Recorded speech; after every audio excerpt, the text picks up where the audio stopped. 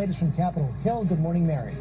Good morning, George. Well, by the end of the day, we are likely to know how many Americans could stand to lose coverage and how premiums could be impacted. But this report card is likely to complicate this race to negotiate. Republican leaders have just a few days to wheel and deal with members of their own party. They are barreling towards a self-imposed deadline. And this morning, the list of Republicans voicing concerns is growing.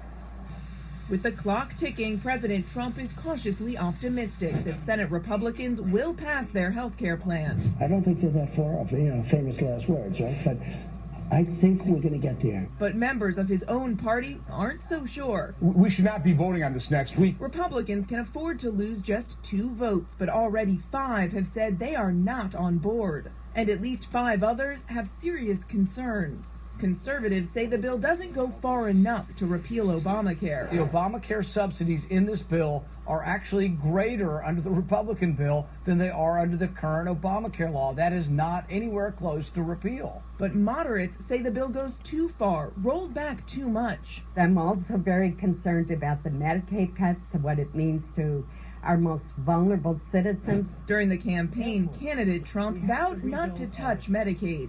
Save Medicare, Medicaid, and Social Security without cuts. The Senate bill is projected to slash spending on Medicaid by $800 billion. But the White House insists this bill keeps the president's promise. We don't see them as cuts. It's slowing the rate of growth in the future and getting Medicaid back to where it was. But at least one Republican governor disagrees. That over a 10-year period, Medicaid funding will be significantly curtailed. And across the aisle, Democrats aren't budging. We are doing everything we can to fight this bill because it's so devastating for the middle class.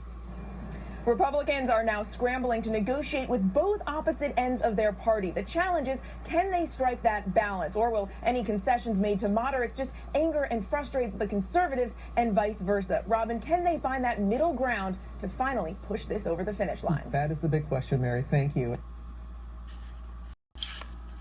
Okay, and there you go on that report.